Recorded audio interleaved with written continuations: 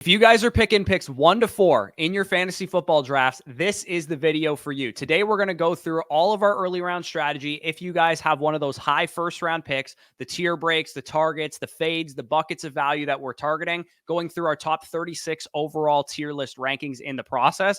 And at the end of this video, we'll do 2 dueling mock drafts, me picking from 1, Danny picking from 4 in the first one, and then me picking from 3, Danny picking from 2 in the second one. Should be a lot of fun. Of course, we will be covering picks 5 to 8 and picks 9 to 12 in the coming days as well. Yeah, and while you guys are watching these videos, the 1 to 4, the 5 to 8, the 9 to 12, through the week of the August 19 to 23rd area, we'll actually be in Austin, Texas. We're going to be doing a meetup on the Thursday. We're going to be meeting up with some of your biggest Flock fantasy site creators, like Mason, the Dynasty Land guys, the Dynasty Domain guys. Should be a ton of fun. A jam-packed week of content. We're going to be trying to bring you guys a ton of underdog live streams in that stretch. Again, if you guys are in Austin on that Thursday, make sure you pop out. Yeah, we're actually having a meetup at a local bar in Austin. So if you guys live in Texas or you live in Austin, you want to come meet us, you want to come meet Mason, you want to come meet all of the Flock Fantasy subscribers, we do actually have a link down below in the description where you can purchase tickets. It's essentially just an RSVP saying that you would actually show up to the place, but definitely check that out. That's flockfantasy.store, link down below in the description for that. But let's get into the video. Picks 1 to 4 strategy. Within the first 4 picks, the strategy is definitely going to vary depending on which pick you have. Obviously, your strategy is going to differ if you have 101, 102, 103, or 104. In round 1, the top 3 players in some order are consensus across the board, across pretty much every fantasy platform. You're going to see some combined order of CeeDee Lamb, Christian McCaffrey, and Tyreek Hill. It kind of is going to depend on each league platform and, of course, your own league settings. And now you guys can see our rankings on the screen there. You see that we do have Lamb, Hill, and McCaffrey as the top 3 players, similar to all the consensus boards for Sleeper, NFL, Underdog, all the major fantasy platforms. So for us, your strategy is going to depend on which guy you get. If you have McCaffrey, obviously, you're going to have a different strategy than if you have one of the 2 receivers. If you do grab one of the receivers, I absolutely love being able to pair up one of those top receivers with a couple of those, early to mid second or 2-3 turn pick running backs. If you can get 2 of Achane, Pacheco, Etienne, or Kyron, then you can run a nice double hero RB strategy, or you could just run a hero RB strategy with one of those guys. Let's say Achane falls to you at the 211 and you took CeeDee Lamb with the second pick. You can grab Achane at the 211. Maybe into the 3rd round, you grab Nico Collins or another anchor wide receiver. Maybe you deviate for a starting tight end. I really like the strategy going double hero RB, whether you get McCaffrey or whether you get one of those top 2 receivers. If you go double hero RB with the top 2 receivers, you would take your running backs in round 2 and 3. If you get McCaffrey, obviously, you would only take one more running back before the end of the 3rd round.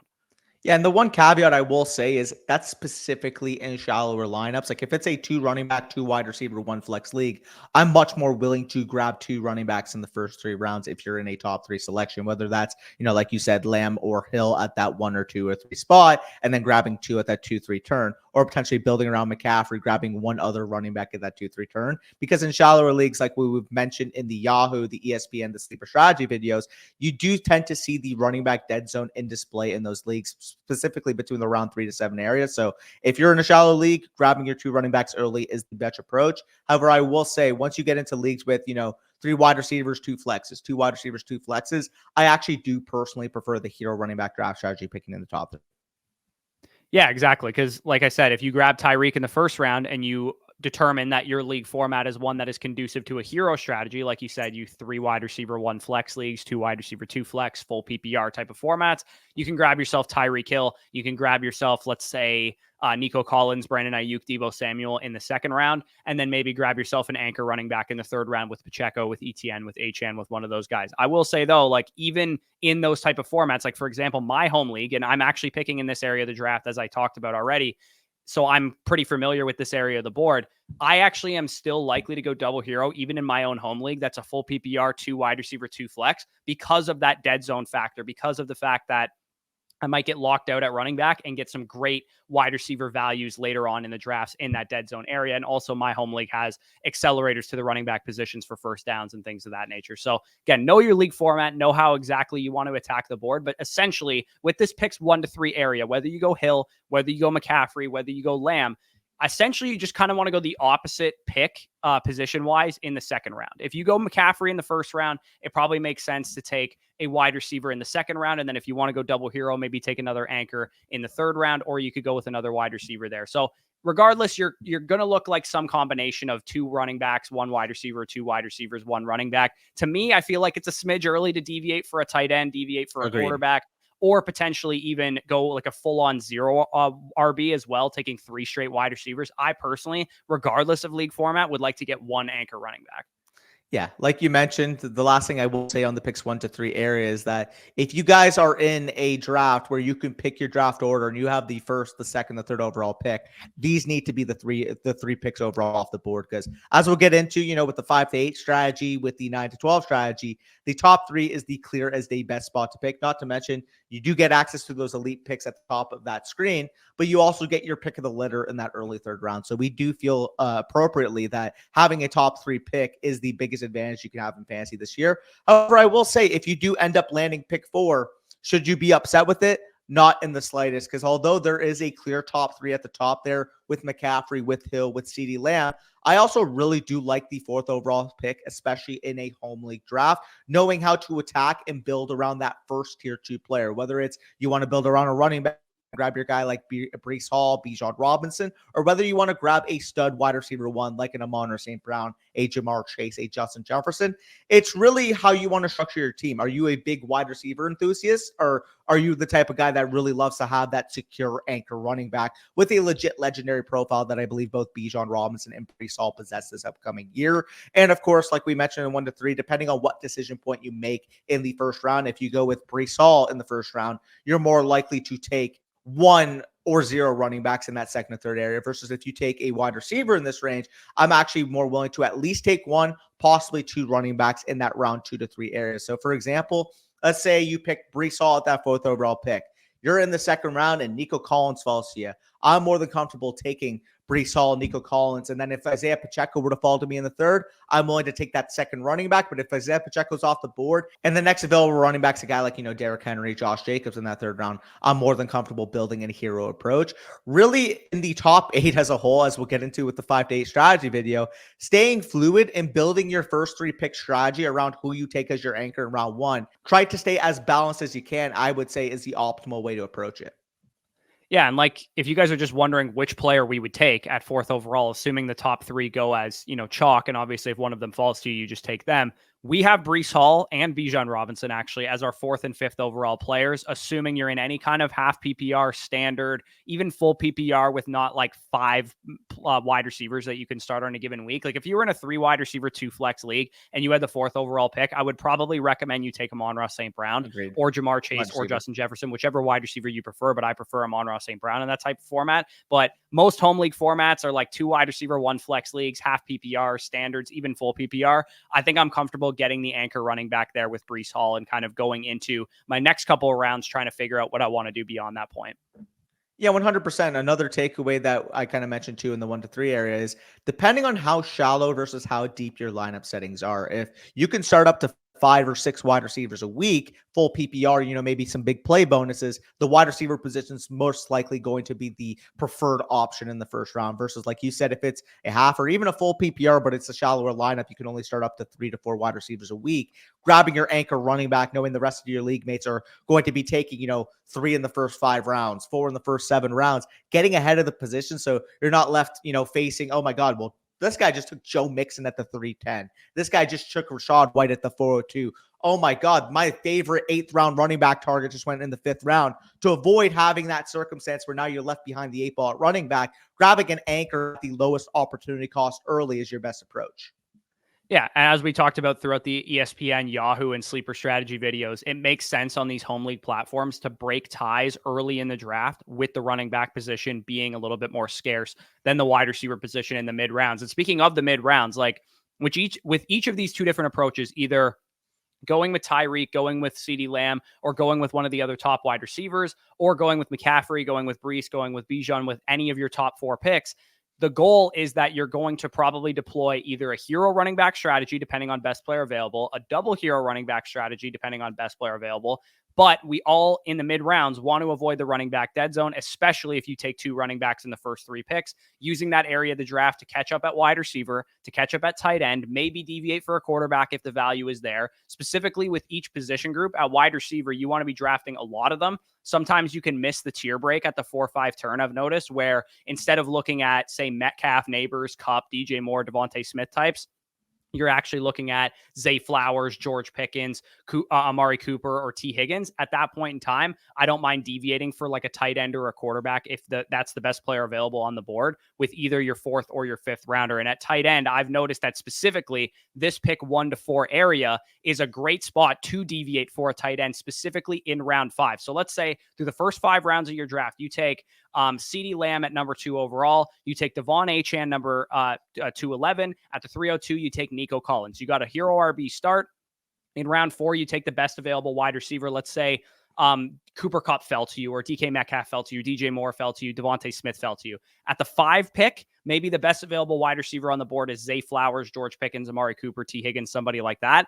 At that point, I find it very, very promising and very, like, I like my teams a lot when I deviate for an elite tight end with that 501, 502, 503, 504 pick for Trey McBride if he falls, but more likely for Kyle Pitts, Mark Andrews, or Dalton Kincaid, whichever guy you prefer there. For me, I'm mainly on the Kyle Pitts side, but getting your elite tight end in round 5 specifically, or at that 4 or 5 turn specifically with these early picks, to me makes a lot of sense.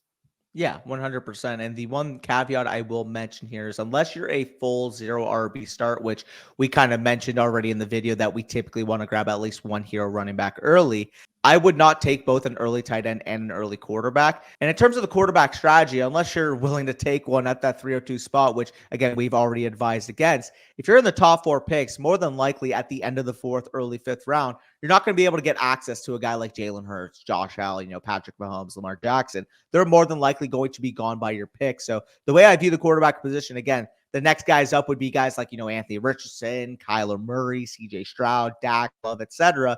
My personal opinion on that group is if you can get Richardson falling to you in the 5th round, again, a smidge early, but if you want to take him there, I'm not going to fight you on it. In the 6th round, if Kyler Murray falls to you at the end of the 6th, I'd be willing to take him every single time. And then once you get into the 8th, the 9th round area, the way I'm approaching the Joe Burrow, Dak Prescott, Jordan Love area is that I'm just going to be taking the cheapest of them. Like if Joe Burrow is going 2 rounds ahead of Jordan Love and Dak Prescott, I'd rather take the cheapest option of that tier because I do think it's relatively similar production. Yeah, absolutely. And also, too, like the range of the draft you're picking, CeeDee Lamb and Tyreek Hill have stackable quarterbacks in the 6th, 7th round area with Dak, with CeeDee Lamb, and then in the 8th, 9th round area with Tua, with Tyreek Hill. So that's kind of been my fallback plan as far as someone who's actually picking in this area of their home league draft. I've been kind of just like my fallback option because I'm mainly taking Tyreek Hill or CeeDee Lamb in the mocks that I do is I'll just take their stacking quarterback option later on in the drafts. And I'm not usually deviating for Richardson, for a Kyler, for somebody like that. And I think the important part too of this round 4 to 7 range, the mid rounds area, is how you handle the running back position. Because as we talked about, we like deploying a hero running back strategy or a double hero running back strategy. And as we talked about in those strategy videos, you want to avoid the running back dead zone in this area. Yeah, 100%. I do think running back strategy is the most important factor in building a well-balanced fantasy football team. And I personally view it as one of the biggest differentiators between, a seasoned fantasy football player versus a newer fantasy football player. And again, the way we approach personally the running back position is that in home leagues, it's quality over quantity. While your league mates are taking 3 running backs in the round 4 to 7 range, attacking that running back dead zone to try to catch up, you want to grab 1 or 2 anchors at the top and not have to worry about the position until the late rounds. You don't want to be left in the task of having to take an over-projected running back 1 or 2 rounds early, possibly in home leagues, because every single one of your league mates are taking, 3, 4, 5 running backs by the 8th round area. So making sure that you're ahead of the curve and being able to profit on the wide receiver value once all of your league mates are trying to catch up is the optimal way to approach running backs. Again, the other thing, if you invest in a running back early or you invest in 2 running backs early, there is absolutely no need for you to grab your 3rd, your 4th, your 5th running back prior to the double-digit rounds.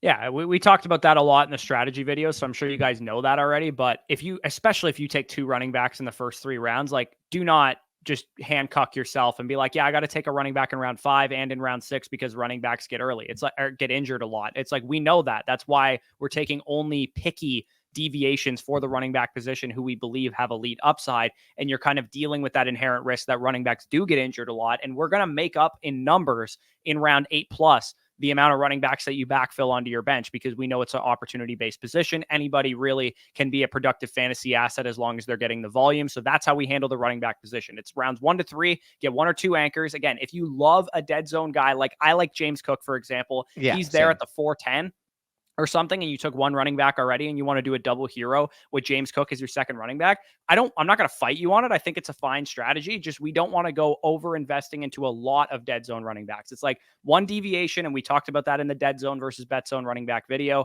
But for the most part, we want to avoid that area of the draft. So we're going to stop talking about our strategy and we're going to actually show you our strategy. So as I talked about already, we're going to do 2 mock drafts. We're just going to do the first 8 rounds because we're talking early round draft strategy here. We have videos on sleepers and things of that nature that you can do later on. But what we're going to do in these first 8 rounds is we're going to pick from 1. I'm going to pick from 1 in the first mock draft. You're going to pick from 4. We're going to do a shallow league format. So half PPR, 2 running back, 2 wide receiver, 1 flex type of format. A lot of you guys who are playing like in ESPN leagues, Yahoo leagues, for example, probably play in formats similar to this. We're going to be using the sleeper platform, obviously, but that is the first draft we're going to do. And then the second draft we're going to do is going to be more your deeper league format, 3 wide receiver, 1 or 2 flexes. And I'll be picking from the 3 hole and Danny will be picking from the 2 hole. So let's get into the first mock draft. All right. So we are now into the mock draft. Like I said, we will be doing the shallow league format mock draft first, and then we will be going into the deeper league. So because it's a shallow league, like I said, that top 3 tier of CeeDee Lamb, Tyreek Hill, Christian McCaffrey, depending on your league format, how many wide receivers you can start, how confident you are you can get a running back falling back to you, all those type of factors would determine which guy I go with first overall. In this league format, half PPR, 2 running back, 2 wide receiver, 1 flex, I feel like Christian McCaffrey is the proper decision at 101. In more league formats that have, more wide receiver spots, full PPR, things of that nature, I have Lamb and Hill ranked at 101. So it would all depend on your league format. Obviously, the board does go as expected, where Lamb and Hill go off the board. What are you thinking at 104 here? Yeah, and like I mentioned in the strategy portion, in a shallower lineup league, I'm much more willing to take an anchor running back at that 104 spot. So for me, again, this opens up the second tier, like we said, with the 5 names mentioned, the 3 wide receivers, the 2 running backs. But because, like I said, half PPR, shallow lineup, I will be going with my next ranked running back, and that's going to be Breece Hall of the New York Jets. We saw last year, once he came off of that knee injury, averaged over 19 points per game, week 5 on. So really excited for Breece Hall. I do think he has a legendary potential profile. Yeah, exactly. And Breece Hall, I mean, he did that under the worst circumstances possible. Terrible offensive line. Zach Wilson, Tim Boyle, and Trevor Siemian were his quarterbacks. So if he can do that, imagine what he could do with an improved line and Aaron Rodgers for a full healthy season, hopefully. But even if Aaron Rodgers goes down for a couple games, we know he can kind of weather the storm and still be a good back. So what are you thinking here? Obviously, we mentioned we would like to get maybe potentially a double hero RB, especially in this type of format where you only start 1 flex and you only start 2 wide receivers and a half PPR. So what are you thinking here? That's the exact tiebreaker I'm using here. Devon Achane, I actually have ranked higher than this in a a typical full PPR, full lineup league. I actually have as a mid-second round player. So knowing the scoring format is a half PPR leaning towards the running back position, is a shallower lineup leaning towards, potential legendary upside players. Devon Achane was a guy that averaged over 21 points per game last year, despite not getting the full workload. Going into year 2 with that explosive offense, again, also potentially mitigate some of the risk with me investing in the Jets offense. If, Rodgers misses any time, maybe Breece is in a bad offensive situation. Investing in Miami feels really good here. So Devon Achane, I will be taking.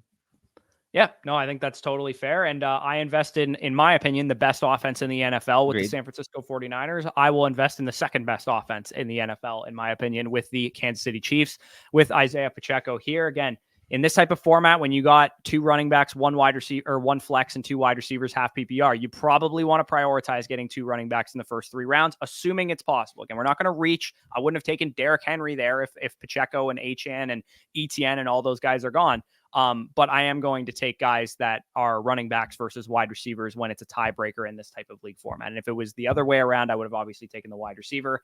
Looking at the rest of the board, I could grab Debo. I already do have McCaffrey. Maybe don't want to go quite in that direction. I'm going to grab a guy who I think could be a number 1 receiver for a high-powered offense here, which would be Nico Collins, breaking Danny's heart with that selection. I'm sure he probably wanted to take him. But, I mean, you could always go in a different direction as well. You got Evans and Waddle and those type of guys on the board for you. Yeah, my preferred option was Nico, followed by Debo. Both go off the board, but I'm not going to sit here and pretend like 304 Jalen Waddle is not a great pick. Again, people might argue, "Hey, you already invested in Miami. Are you sure you want two Miami Dolphins players?" It's like, I think the overkill would be if I had also Tyreek on this team and it was Tyreek, HN, and Waddle. I do agree that that would be overkill. But grabbing two pieces of what I view as such a high-powered offense in Miami, especially two integral pieces, you could argue being the second and third most valuable players on that offense from a skill position standpoint, I'm more than comfortable being. I think both can be really, really stud players. I'm back on the clock here. Devontae Smith does fall back into my lap. Again, this is a guy I was a little bit lower on earlier in the offseason, but a lot of reports him playing more in the slot, higher powered offense in terms of passing volume this year with Kellen Moore coming in. I really do feel like at this point, 4-9, Devontae Smith is the safe pick, so I will take him here. Yeah, pretty simple formula for us so far. Good players Yeah. on good teams. That's pretty much what we've been doing here. So I'm looking at the board again. I could go in the direction of a T. Higgins. I believe would be my highest ranked wide receiver. I do believe that Trey McBride is a value at tight end, so I'm going to deviate for the tight end here. When you go double hero RB, it is a little bit more difficult to take an elite tight end or an elite quarterback, but at the same time, it is the type of format that you're able to do that a little easier when it's a two wide receiver, two running back, one flex league, because you know that depth doesn't really matter in this format. It would be really hard for me in a three wide receiver league to take an elite tight end when I only have one wide receiver on my roster. But in this format, it makes total sense that I can do that. I'm going to make one more pick here, and then I'll let you counter there. What do we got here? Running back, obviously, I'm not looking in that direction. I think it's a little early for Stroud, even though I do have Collins to stack him up with. I'm not going to go in that direction. I'm going to let me grab T. Higgins. I'll just grab a guy who's another great offense that I'm tethered to here.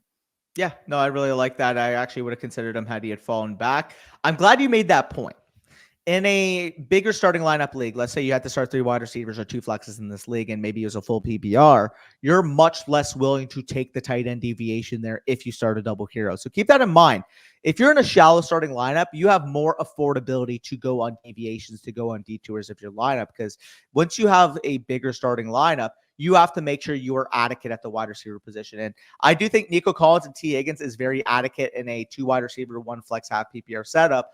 But if there was more wide receiver spots or a full PPR or big play bonuses, I probably would have preferred to get stronger at the wide receiver position. So knowing your lineup settings, knowing your scoring settings, again, it feels like it's overplayed at this point. A lot of people make reference to knowing your league settings, but it really is crucial to be able to do that. I'm back on the clock here. You mentioned the importance of a onesie in a shallow starting lineup. I will grab Kyle Pitts here, a guy that I feel fully confident with the projection of that offense compared to really what we've seen from Kyle Pitts in his career thus far. Yeah, and I mentioned that bucket of tight end is a bucket that we're targeting, and that's precisely what both of us did. I grab McBride, you grab Pitts. It makes sense in this type of league format to deviate for a tight end, particularly at that 4-5 turn if you guys have an early pick. For sure. Now I'm back on the clock here, and a guy that I personally have a lot higher rank than where he's currently going here. I mean, his ADP is at 84.6.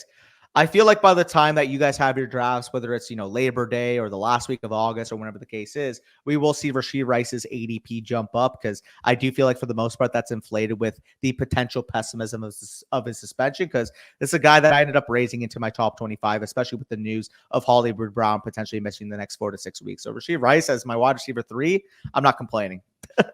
No, yeah, I definitely wouldn't be complaining about that either. I think it's a pretty easy click for Kyler Murray here, knowing that I have Trey McBride, get myself an elite quarterback who's stacked up with my tight end. And then I definitely want to catch up at wide receiver. But again, the nice thing about this format is that even though I am behind at wide receiver, I only have 2 wide receivers through 6 rounds, which is not ideally what I like to be in. What do we always talk about? It's however many wide receivers you can start on a given week. You want that plus maybe one more through like 7, 8 rounds. So if I end up with 4 wide receivers through 8 rounds, that I'm still on track, still on target with what I want to do. I just deviated for an elite tight end and an elite quarterback option, which I believe both came at a value. I have McBride higher than the 412 and Kyler higher than the 612, and they're stacked up together. So I'm going to go back to the wide receiver position because I'm a little bit, weaker at that position, and I kind of want some proven production here. I'm going to grab Calvin Ridley, who I think has a very clear role on his team's offense. I think you could make the argument, just go with Odunze, go with Worthy, go with McConkey, somebody with a little bit more, I would say, upside than Calvin Ridley. But I think I'm going to be able to get an upside option at the 8-12. I think there's a chance that JSN or Brian Thomas or somebody like that would fall back to me. So I should be able to patch my upside to the end of my bench behind Calvin Ridley. He's just going to be a guy to get me by early on. Yeah, I love that move as well. I actually would have taken Calvin Ridley as well, knowing that I have some risk with Rice. But I will say, having Waddle, having Smith, I'm cool with having the risk potential of Rice. Again, it doesn't sound like he's going to get suspended. So me even saying the word risk, maybe even be over exaggerating the potential situation. But I will be back on the clock here. You mentioned the name Roma Dunze. I just need to take him at the spot at the 7-4 half PPR league, paired next to Caleb Williams. If you guys are watching Hard Knocks, it really seems like they have a good relationship at this point. Keenan Allen apparently came into camp overweight at 230 pounds. I don't think it's out of the question that Roma Dunze could legitimately be a 2 wide receiver set wide receiver for this team by week 4, week 5 of the season. So it is an upside play, but one I'm making every single time, knowing the talent profile of Roma Dunze. I will be going to the quarterback position here. And again, if this was a later mock or if this was a longer mock, I'd assume A, the quarterbacks wouldn't be pushed up the way they were here, and B, I would have waited at the quarterback position. So instead of taking Caleb Williams here in a different, or Tua Tagovailoa actually for that matter, because I have Jalen Waddle here at the 8-9, I would have probably punted, waited to see what of this tier falls to me back at the 10th, 11th round area. But for the purpose of finishing this mock, for the purpose of aesthetic, I will just take Tua here so you guys can see the full lineup. But keep in mind, if this was a longer draft, I would have waited at that quarterback spot, knowing the opportunity cost here. Yeah, not to mention all three of the guys behind you have QBs already, right? Like Exactly. I have Murray, this guy is Richardson, this guy is Stroud. So even if you're going to take a quarterback on this turn, I would you have would have waited. taken it at the 904 instead of at the 8-9. So again, just for the Yeah. purposes of this, he showed you what the quarterback position would look like there. Like I said, I was hoping a wide receiver upside play fell back to me, and one in fact did. In a half PPR, I think I favor the upside of Brian Thomas being the touchdown scoring guy that he is versus JSN, more the PPR scoring guy.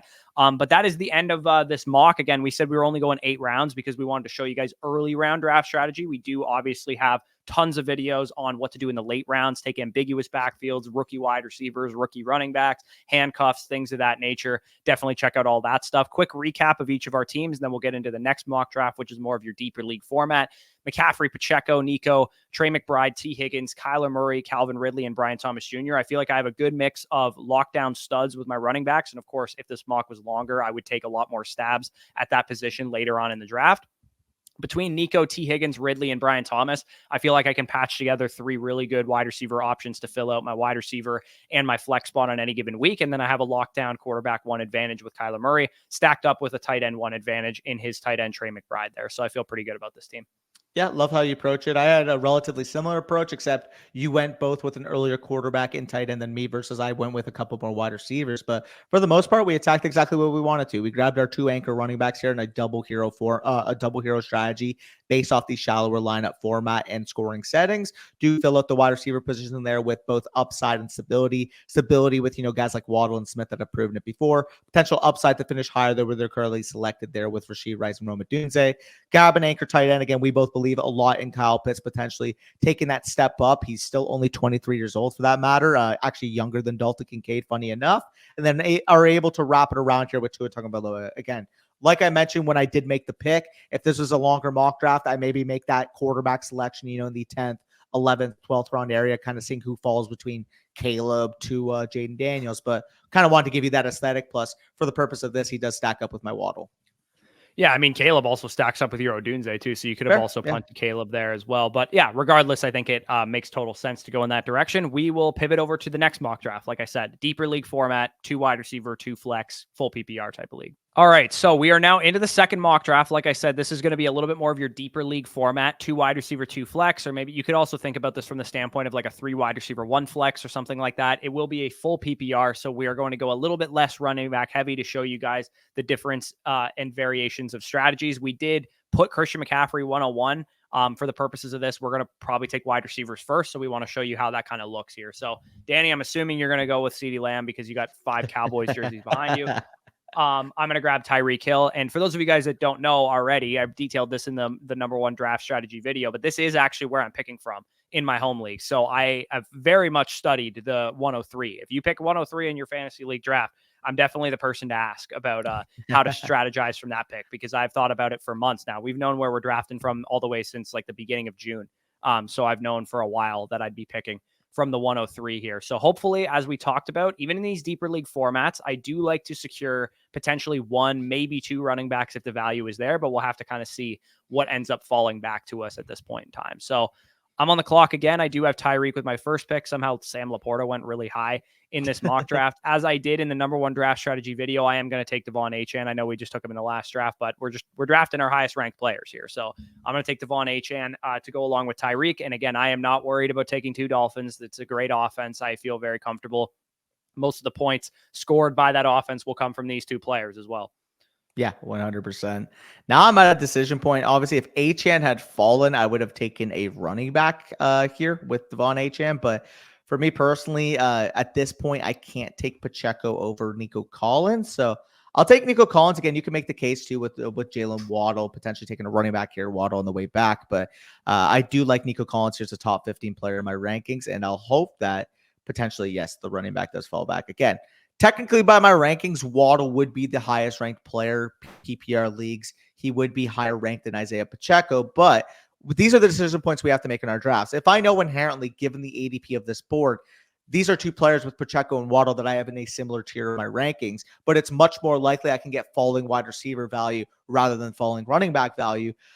I personally think that 0 running back in a home league draft setup is less viable compared to doing it on underdog or doing it in a more sharper league. So for me personally, grabbing my anchor here in the 3rd round, again, top projectable offense, guy that showed a legitimate 3 down level workhorse role in the playoffs last year for the Kansas City Chiefs. Not much else there on the depth chart behind him. I feel really confident in Isaiah Pacheco potentially developing into a top 3 to 5 running back this year. Yeah, I'm on the same page. Again, you maybe could have done a 0 RB just to kind of show how it would have looked. But I will say, as we talked about in the 0 RB video, I don't think this is the year to do 0 RB, especially in home leagues. Like, you could have gone, let's say Jalen. Yeah, you could have gone Jalen Waddle there, and then maybe at the 4 or 5 turn, you grab a quarterback and a tight end, and then you grab one more wide receiver at the 6'11", maybe another wide receiver at 7'2", or maybe you make your first deviation for a running back.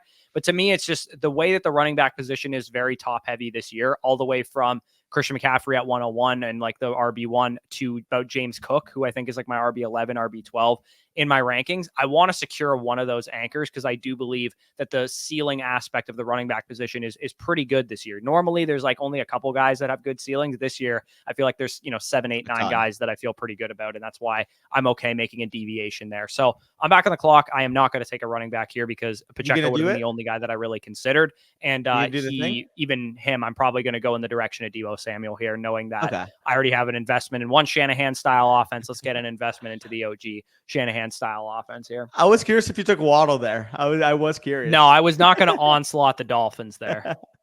Yeah, fair. I mean, that's a question people have. I kind of mentioned it in the other draft that I do think it's a little bit too much taking 3 of your first 3 picks from the same offense. Like you kind of said, it's almost like, obviously you're consolidating your bet and you're making the bet on the offense, but the opportunity cost of setting it in your first 3 picks, you just don't really have any margin for error. Like I am fine taking 3 players from a good offense when you're getting them scattered across the board, 1 in the 1st, 1 in the 3rd, potentially like 1 in the 7th, but taking them at the 1, 2, 3, I do agree is a little overkill. Yeah, and I think even taking Hill and Waddle together specifically is a little, like, the volatility you're going to have on a week-over-week basis for those guys is a little bit overkill as well. I think if you're going to do 2 Dolphins, it should be one of the receivers and one of the running backs rather than both receivers, for example. But it is a consolidated offense, and it's not the worst thing. You probably would absolutely have to draft Tua at that point if you had both Tyreek Hill and Jalen Waddle. It wouldn't make any sense not to. So Smith is easily my highest value on the board right now. I have him ranked in like the late 3rd round. So I'm going to grab Devontae Smith here as my next available player. The one I thought you were possibly considering as well would be James Cook here from Buffalo. So I'm actually going to take him at the 411.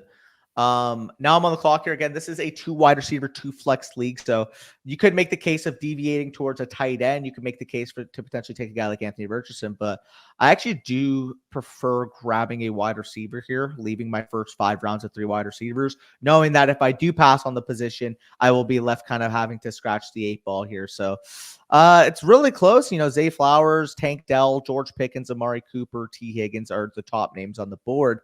A guy that I've actually been getting quite a bit higher on, especially with the news now that it's potentially unlikely that Brandon Ayuk is going to be traded. It does sound like they're close to potentially making a deal between him and the San Francisco 49ers. I like taking the upside shot on George Pickens here in the 5th round. I do feel like third-year breakout, obviously the potential transition of the offense with Russell Wilson coming in, a guy that has historically liked taking deep shots to the boundary. George Pickens is that exact archetype of receiver. Apparently, according to camp, it has shown that George Pickens has been trying to develop that 3-level threat to his game. Obviously, we know he's this big-time deep target, but apparently he's running, more in breakers, more intermediate routes, more yak opportunity type of routes. The Steelers are treating him and giving him the full route assortment by sounds in training camp. So for me, taking a talented player, third-year breakout, again, I understand the offense isn't the greatest projection, but knowing I have Buffalo, KC, Houston, and Dallas, I'm more comfortable deviating towards a bad offense. Yeah, exactly. And this has been long a decision point for me because, like I said, I am actually picking here in my home league. Do I want to take the tight end advantage at the 4-5 turn? Like I said, I think it's a very good spot to do that. Or do I want to risk it that I can get a very solid David Njoku, Jake Ferguson, somebody like that at the 8-10, for example? Because if I could get a really good tight end option at the 8-10, like Jake Ferguson, David Njoku, I think the 2v2 is better going, say, Pitts and let's say JSN, who I would get at the 8-10, versus say Zay Flowers or Rashee Rice here, and David Njoku or Jake Ferguson there. So what I'm going to do is, because I believe in the number 1 draft strategy video, I did not take the tight end. I'm going to take the tight end here with Kyle Pitts and see how it kind of works out for me. But again, that is very much a decision point that I'm facing in my own personal home league. Again, I think I'm going to lean towards the tight end early just because my home league is actually a half-point bonus for first downs for tight ends, which is obviously like a tight end premium format. So that's why I'm kind of gauging towards, securing myself a Pitts, a McBride, a Kincaid, or an Andrews at that 5th overall pick there, at that 5-3 that I have there. So again, people might be wondering too why you took a dead zone running back, James Cook at 411. As we talked about in the dead zone versus bet zone video, we don't view James Cook as a dead zone running back. I have James Cook ranked inside my top 3 rounds because he has 3-down upside for an elite offense that just lost their top 2 targets from last year. So for me, I think James Cook doesn't really fit the archetype of a dead zone running back, even though he's technically going in the dead zone as far as which round he's going in. It's kind of like with ETN and Breece Hall and Rashad White and Isaiah Pacheco and stuff last year, where young running backs with 3-down upside who are in good offenses don't really prototype as dead zone backs. Guys who prototype as dead zone backs are the ones you see on the board right now. Najee Harris, Tony Pollard, Zamir White, guys who are in subpar offenses who have question marks about their ability. That's what a dead zone back looks like. A dead zone back does not really look like James Cook traditionally. So I'm back on the clock here. I did end up getting kind of a couple gifts here as far as who fell back to me. I'm going to grab Jaden Reed to secure my tight end position or my wide receiver position. I guess I could grab one of these QBs, but I don't have a stacking option to go with them. So I'm just going to use that as a tiebreaker. Grab Reed as my 4th wide receiver. And like we said already, it is a 2 wide receiver, 2 flex that we're doing this from. So he would be a starter for me in my lineup there at my 2nd flex spot. For sure. And I mean, I guess my theme of my wide receivers is upside, but I mean, to be fair, Lamb, Collins, pretty steady options. It kind of feels funny saying, Collins is a steady option because, he's potentially unproven compared to some of the guys in that range. But I do feel like the attachment to the offense and the level of talent makes him a very safe floor player. So I grabbed my upside there with George Pickens. I'm going to grab another upside piece at wide receiver. I'm debating between, Rome Odunze, Jordan Addison, guys like that. And I mean, I'm just going to fall back on the sword. I took Rome Odunze in the first mock. I do think he's one of the most valuable picks right now in fantasy, so I will be taking him as well here. And hopefully, perfect. I was hoping either Dak or Kyler were to fall to this pick. Dak because I have the stack with Lamb. Kyler because he's by far my highest ranked quarterback left. So do get Kyler to fall back. Feel good about taking him here in the 7-2 area.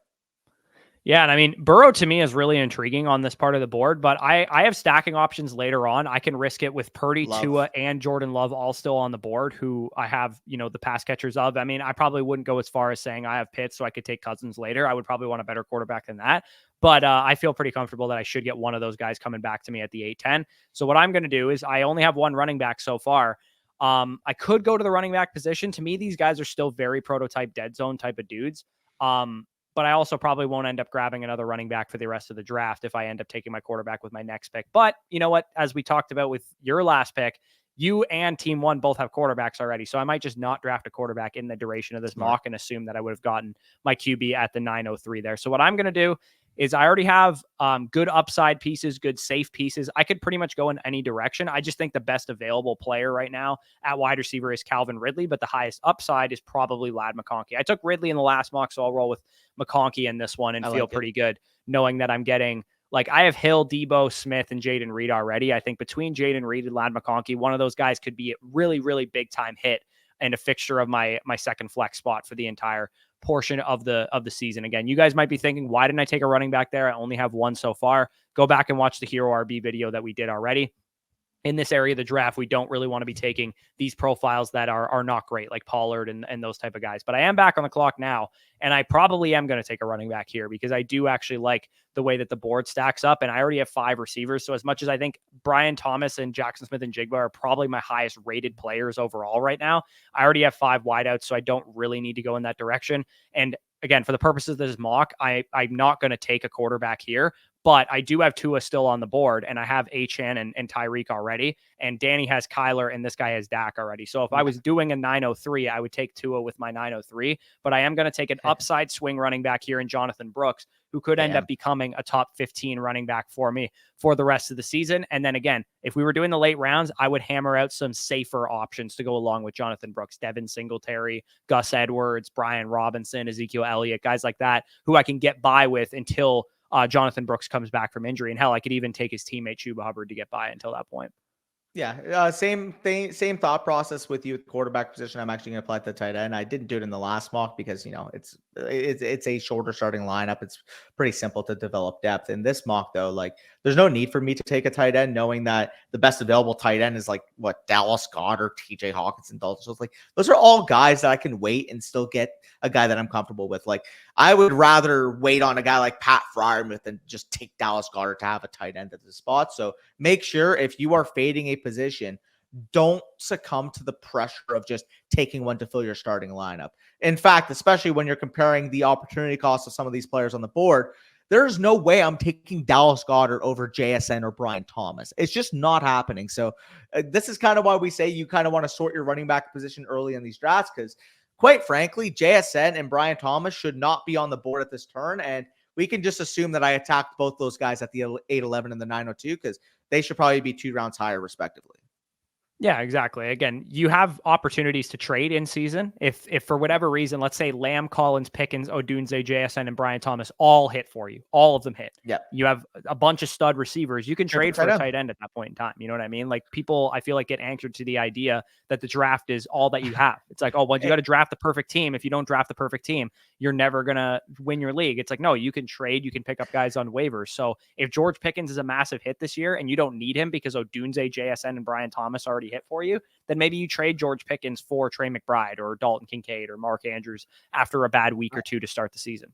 Well, I was going to say the perfect trade market in this league specifically, if this was a real league, would be Team 7, because knowing that he has Devontae Adams and Hollywood Brown's his wide receiver 2, who may even miss week 1, that would be the guy I'd approach. Say, hey, like JSN's really popping off, or even if it's like, hey, George Pickens is really popping off for me, I'd be willing to do it straight up for Mark Andrews. And some people in your league may say, well, like I had that decision to make on draft day, so why would I trade to you after? But once they start seeing the pressure of, not having certain depth at wide receiver or not having at least sustainable production at that position, they may be more willing to make a move at that point. Yeah, not to mention 1 or 2 weeks go by into the season and some of the things that we thought pre-draft don't apply anymore post-draft, and we get more information on these players. So again, let's quickly go through our teams, and then we'll kind of wrap this video up. Again, I go with a hero RB style approach here with Tyreek Hill as my first pick, Devon Achane as my second, Debo Samuel, Devontae Smith, Jaden Reed, and Ladd McConkey. Between those 5 receivers, I can cycle any 4 of them in to my 2 wide receiver, 2 flex position in this league format. In PPR, again, you want to probably be starting wide receivers in your flex more often than not. And then Kyle Pitts is my lockdown tight end. As I mentioned already, I didn't take a quarterback in the first 8 rounds because I know that these guys both have quarterbacks, Danny and Team 1. So I would have probably taken Tua Tagovailoa with my 903, stack up with Tyreek, stack up with Achane. I got a big bet on the Dolphins offense already. I mean, I took 2 of them with my first 2 picks, so I might as well take Tua because those guys are all correlated success-wise. And then Jonathan Brooks, I grab as my hero RB2. Again, he's not going to be ready for the start of the season, so he's more of my late season play at running back 2. More so the guys that I would have early in the year is come around to the 10-10 or like some of these other picks. I might have Brian Robinson available for me to start at the beginning of the year. Gus Edwards, Ezekiel Elliott, Devin Singletary, guys like that would be who I would go with early on in the year. Yeah, 100%. And in terms of my team, like you guys can see on the screen, did start off with the 2 wide receivers in a row there with CD Lamb and Nico Collins. Again, I kind of have a modified double hero approach. Like we kind of mentioned, typically we want to be avoiding running backs in the dead zone. But to me, the 2 running backs that I got, even if, specifically James Cook at the 411 is typically your prototypical dead zone area, I do view him as being ahead of that tier. So for me personally, grabbing Pacheco and Cook, not just because they fill my running back position, because I see inherent upside with them potentially finishing as top 5 to 10 options at the running back position this year. That's why I'm making those selections. Not to mention they are both insulated by their offenses there with KC and with Buffalo. So feel good about that. Do grab my 2 running backs, which means that I'm less likely to detour to tight end to quarterback if I do have my running back positions already filled out. Because keep in mind, the principle of the strategy, like we talked about with zero, with hero, with double hero, is that in the 0 and hero format, you want to be stronger at the onesies because you're inherently weaker at running back. In a double hero type of setup, because you're actually stronger at running back, you're more than likely going to be weaker at the onesie positions because you do have to make sure you're not completely behind the 8-ball wide receiver. So I made sure that wasn't the case. I grabbed Pickens, I grabbed Adunze, I grabbed JSN, and I was actually able to get a player I view as an elite onesie with Kyler Murray there. Feel like he felt a little bit of value there to the 7-2, a guy I'd be comfortable taking at that 5-6 turn type of area. Yeah, absolutely. So feel pretty good about those mocks. Like I said, hopefully if you guys are picking picks 1 to 4 in this draft, you got some value from this video. We kind of went through everything under the sun. If you're in a shallow league, a deeper league, what we would do at 1, what we would do at 2, what we would do at 3, what we would do at 4, everything was covered in today's video. So if you got some value from it, leave a like down below, subscribe if this is the first time you are checking us out. Make sure to check out our draft guide. If you do want all of our rankings, we kind of showed you like a teaser there with our top 36 overall rankings. If you want our positional rankings, quarterbacks, running backs, wide receivers, tight ends, our tier lists, all of our other content is in our draft guide, and you can get it right now for free when you sign up on Underdog Fantasy. Deposit $10 and it'll be in your email inbox within 24 hours. After you make your first deposit, make sure you use the promo code FSE and you will have access to our draft guide. Hopefully you guys have a draft coming up, this weekend, next weekend, Labor Day weekend, whatever. You can get some last minute cramming. I know not all of you guys are complete sickos like me and Danny thinking about fantasy football 365 days a year, but